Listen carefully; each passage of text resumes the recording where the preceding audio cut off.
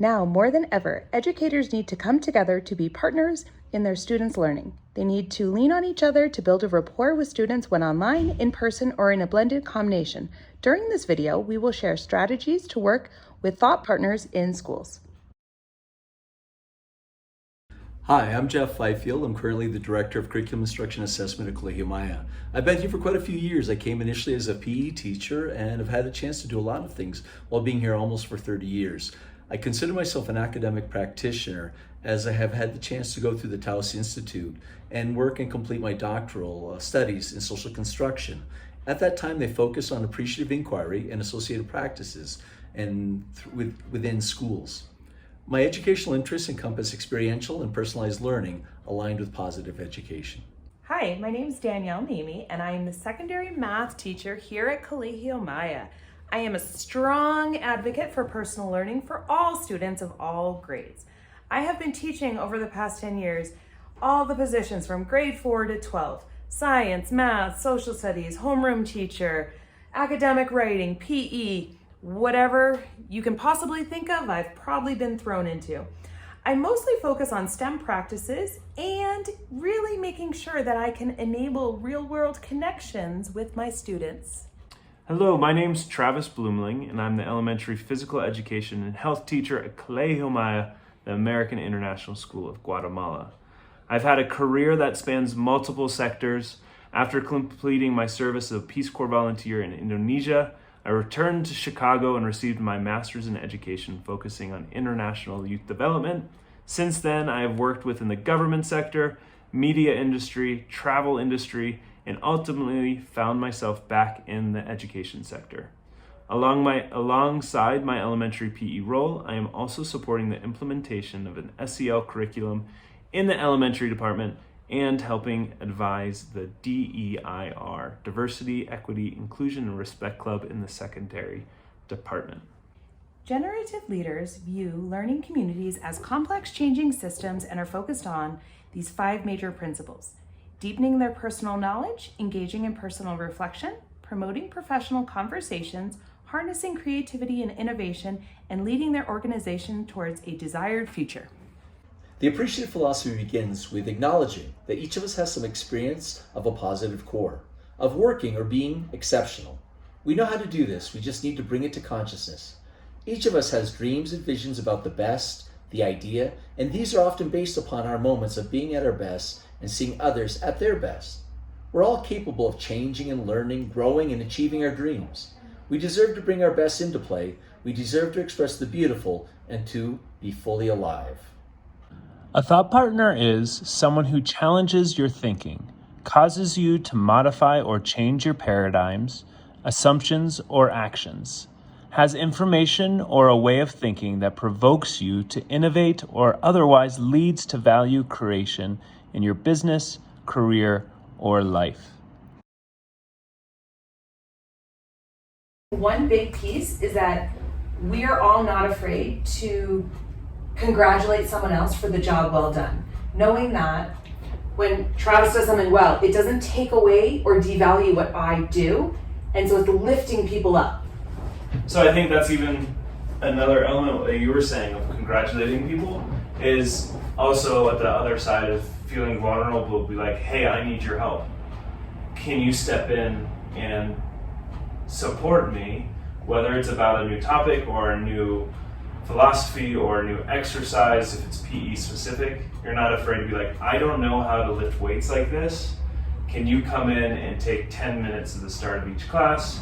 Or if it's something with math, I'm not a mathematician, but maybe I'm able to connect with a student in a different way that you might not be able to, and it doesn't devalue your teaching ability, but it's just being like, hey, this will make the student better if I pull in this extra support. And I think that's been helpful for thought partners or working as a team, never feeling threatened having Jeff or you come into my class and help facilitate or even monitor or give feedback to something, because it's coming from a student-centered perspective, not an individual arrogant perspective, if that makes sense. I would agree. I think also a big piece of that is that it's not only in your specialty, it's the student focused. You know, what can I do with this kid? Give me some out of the box thinking and ideas. Hey, you work really well with this kid. Can you just come and have a conversation with him? Just generically about like what's happening, what you're seeing. You know, hey, can you give this, you know, kid a kudos? And that builds the kids up as well. And it shows them that we are talking and we are in a team for them. You know what I mean? It's not, this is how I am with Mr. Travis, this is how I am with Mr. Jeff, this is how I am with Naimey. It's across the board. Yeah.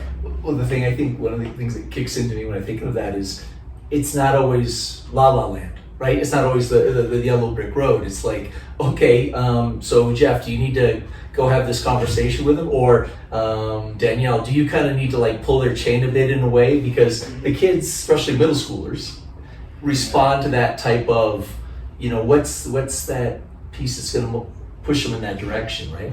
And I think now that I'm elementary and we're all in our different silos of teaching now, math and science and a leadership role / PE, and then elementary PE, a prime example was just last week or something, a 6th grader who I taught last year, Danielle's like, this kid is giving me some trouble. And I saw him down at the bus and I brought it up and he looked at me like, how do you know that? How did you know that happened? And the fact that those conversations are happening keeps those students in check, but also makes them know that they're being valued and we actually care about them as individuals, not just students, but as people. Right, and he came to class, turned around. Okay, I'm gonna do this. I got this. No, I don't want to be that. Like I've got this.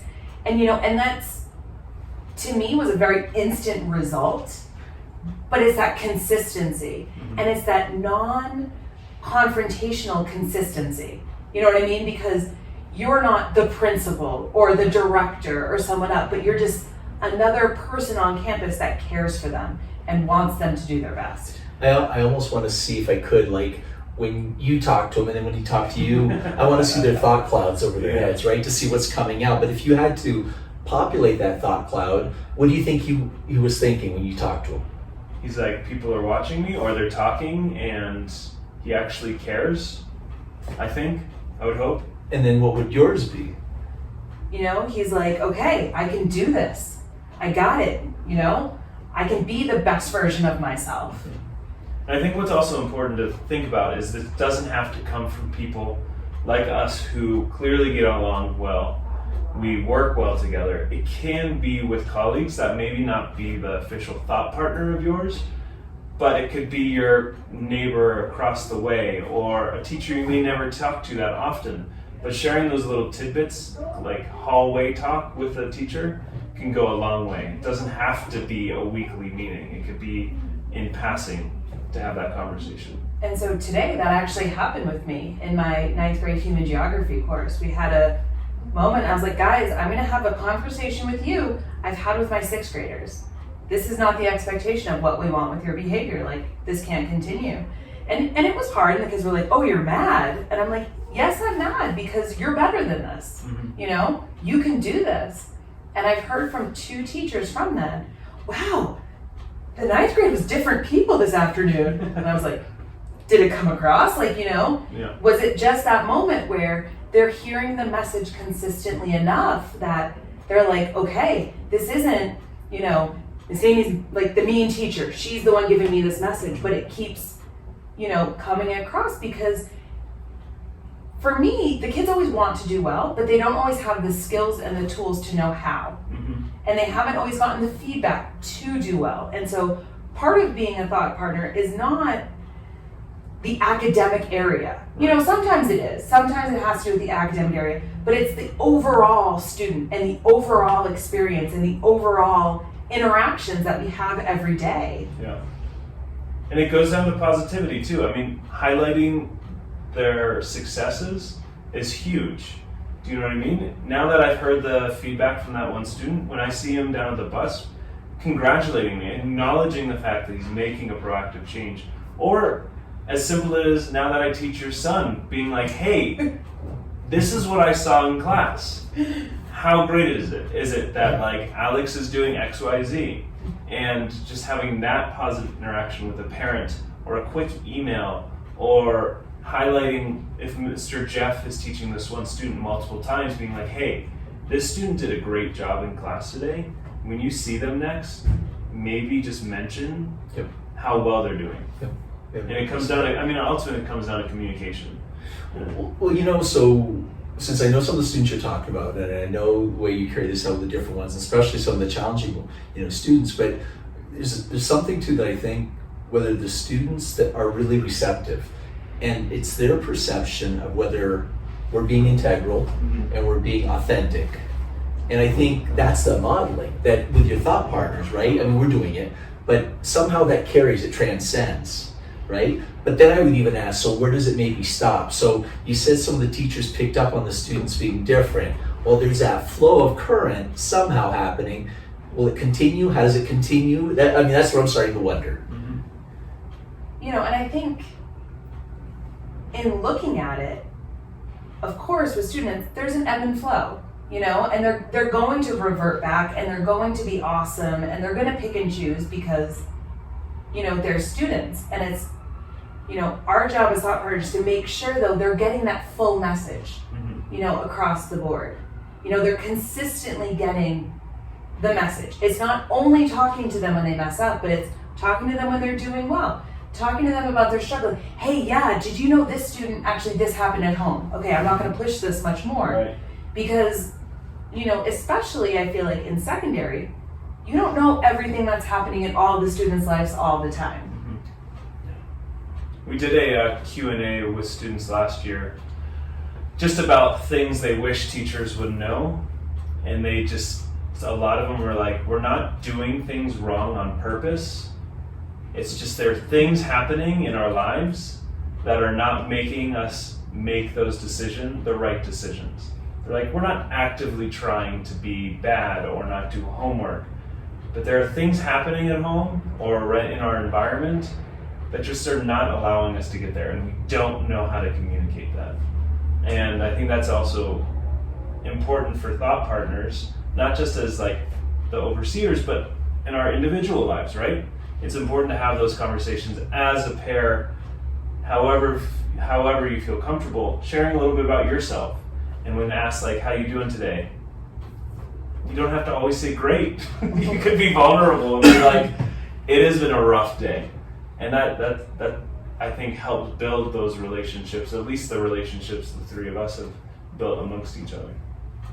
So that word, when we started looking at it earlier, we were talking, thought partnership. You identified it really early on about vulnerability, right? And and we were talking earlier about how do we come together. At some point so early, we were willing to be vulnerable in front of each other, right?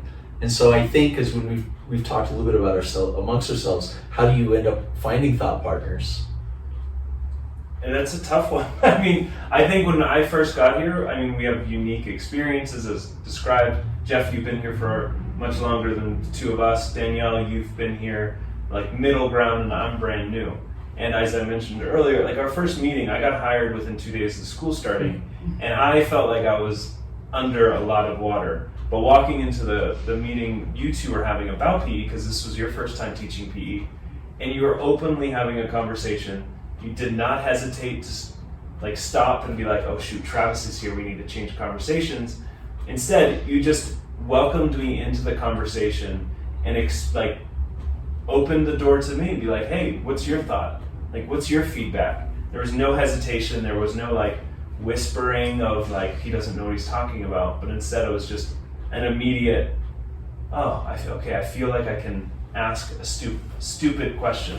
Because they're not going to be like, oh no, what were we thinking? I think with that too, in thinking about the people that you want to go to as a thought partner, a big thing is are you willing to learn from them, and are they willing to learn from you? Because it's not a thought partner if it's only one way. Right. It's one way, I'm going to tell you how to do this. That's not a thought partner, that's your boss telling you to do something. That's someone, here, but it's what is this? And are they willing to take that feedback, you know? And it might not be great feedback, but I know we've done multiple times. It's like, we start here and this feedback, and then finally we get to something and we're like, oh, yeah, that's a great idea. It wasn't what I was originally thinking, but in talking through it and building off of each other, this came out to be like much better than anticipated. Yeah.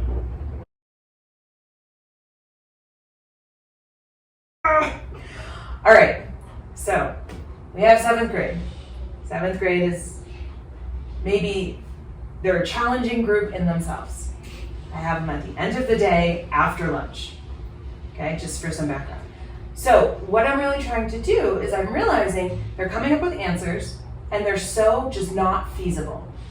So I gave them a floor plan and I was like, okay guys, we've done area, we know this, we're working on precision, let's figure out the area of this floor plan. And there was diagonal walls and there was different pieces. And so the first thing everyone did was they added up the perimeter. So it was 136 square feet. And I'm like, nobody wants to live in that apartment, you know? So then I figured out the area of the kitchen and found out it was 88 square feet. And so I was like, guys, so like, does your answer make sense? And they came back and they were like, well, okay, no. So next one, they came up with 17 billion. And I was like, well, I don't know what kind of apartment you live in, but whoo, I sure want to live there. And so my question is how can I get them to look at their answer before they give it and say, this doesn't make sense. This is not right.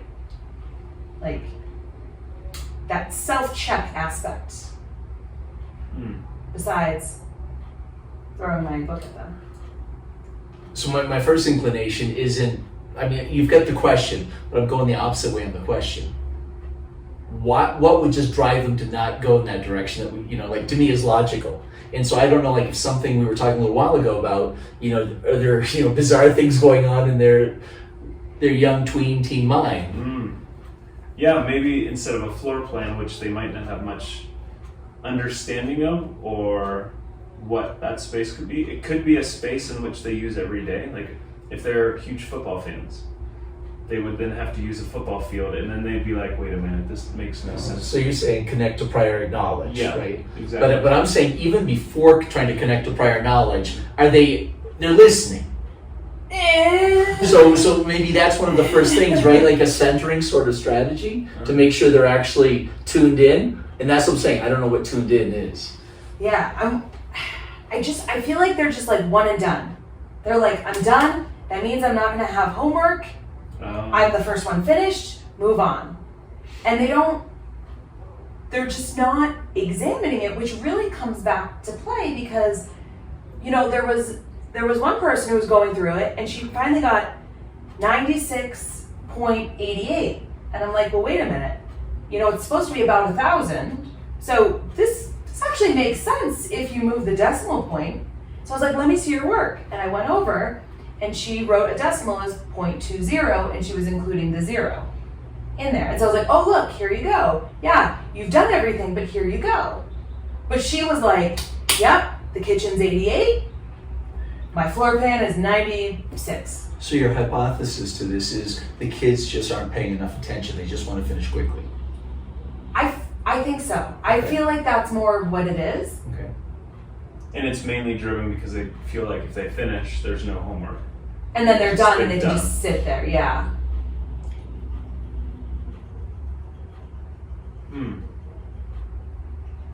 Bad scenario. No, but if that's the case, I mean, so you've got somehow, I mean, the situation is they've got to figure out that there's still more coming at them. I mean, the rapids don't stop, right? You know, right. So, you know, maybe it's like, okay, it's like the consequences, right? I mean, there's some sort of consequence. You don't want to go to the drudgery, but yet, Do you think maybe there's some doubt too? Like this person doubts, or they just don't have no doubts, or they don't know their abilities? They're just so overconfident? I think there is some of overconfidence, and I also think there's some of they feel like if they sit there long enough, the teacher will give them the answer and they don't have to work hard enough. So breaking some habits they might have built up from previous classes or previous classes. So this is just a thought, and this is probably a bad thought, but yet maybe something to run off with. But you've ever done those type of questions where everybody starts, like, say, a baseline in a basketball court. Starts in line. You say, okay, this is the exercise with privileged people. If you have, please take a step for every TV you have in your house. Take 3 steps, okay? Yeah. But in this case, they actually have to solve, and so they get to take a step if they're correct. I recognize it's going to call out the ones that aren't doing it, but you don't do it all the time, but you do it as a way of catching, because then the kids are going to see. And you could stop them maybe along the way to say, okay, Travis, you've gone now a few times and you're advancing. What's the strategy you're using? It's kind of in a playful way. It is kind of a tension-packed sort of way of performing. But you know what I'm saying, in terms of when you see people start to move or don't, then maybe you could actually stop for a second, group a couple kids together so they're not isolated in their own performance. True. So I wonder, taking that, if we went out on like the track or the court and I actually put like questions at every interval, and whoever they get to that interval with, at a certain point, they could group up. So the first ones are kind of those basic low level ones. You have to be doing this because then as the kids kind of get ahead, I could work and stop with this group and have this group know, like, look, they can keep going. And if there's so many, they're not. And if there's questions, they can ask their peer that they're with instead of you. You're not having to wait down the track you're with at the beginning with those students that are still struggling. And sometimes it's individuals, sometimes it's small groups. Sometimes you might get to a spot and go, if you get here, you can do this as a larger group problem solve. And maybe then that's like one day or part of the class, then you come back and you have some isolated, work to say, okay, see now, try this and see, are you seeing a difference? I like that. Yeah, it's that visual. It also it has a slight competitiveness, but also it's not harping on the competitiveness. Yeah. It'll give you some instant feedback with them there, but in terms of, I hear you, like you need to, it seems like you need to you're trying to get them in a habit. Yes. And that's going to take a bit, right? So.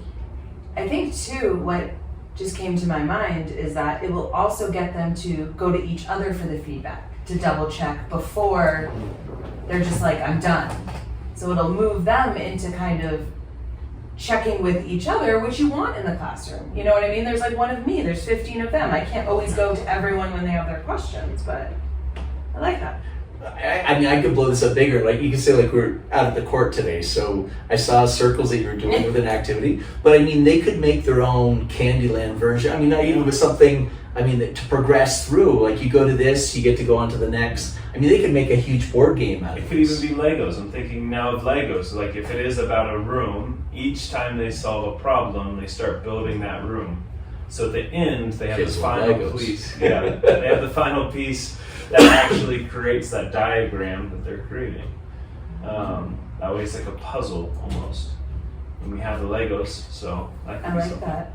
I like too of the Candyland game because that will force them to keep checking. You know what I mean? It's not going to be that the kid that keeps coming back to me with like the wrong answers. Yeah. It's going to be, hey, if you get the wrong answer, guess what? You're back there. And now you have to do so much more work because you did that. And maybe it's like, there could be levels like, okay, you're not quite there, but you're on the right path. Or like, nope, you're making the same mistake again that you made on the last problem. You're not double checking. Oh, I like that idea. Go back to go. Do not collect 200. Have the board even far away from them. They each have a character. They're at their desk. If you're in a desk space, you don't have access to a track or a gym. They can do their math problem, come up to you, show it to you, and if it's correct, they go over to the board piece or the board and they move their piece on the puzzle or on the game board. So every time a student goes over, they can be like, oh no, Johnny got one further ahead of me. I need to go back and work on it. And maybe if they get it correct the first time, they move 2 spots. Or if they're almost on track, they get 1 move or something like that. I don't know, there's just so many. I guess now I'm excited. I kind of want to join this class. I do have a Blaze game board that just has like a winding track with not much on it. Yeah. That could be Blaze and Zeg and Stripes You and get to choose your own characters, Starla right? and- Gosh, there's so many options. And it takes away that idea of them thinking of homework. yeah. They're thinking more of, not necessarily a game, but putting it in a context that's taking away from like, oh, if I don't finish this now, I'm going to have an hour's worth of homework later. Well, I'm thinking even to the Monopoly version of go to jail and solve 5 problems Oh, yeah. for homework, you know, or Yeah. something like Yeah. that. Those like Bankrupt. game of life. Do you know what else I feel like it would do? Is benefit the kids who work slower. Mhm. Slower, but like they're consistent. Yeah. Because it'll be like, they'll consistently be moving up, and these fast kids that are like, Yeah. going Having to down. go up like 2 and then back 1, or Mm-hmm. the consistent ones will always be like moving 2 spots, and eventually that's going to overtake the rabbit and the hare. That's what I was thinking. Ah. Look at I that. was like the Tortuga and the Conejo. Yeah.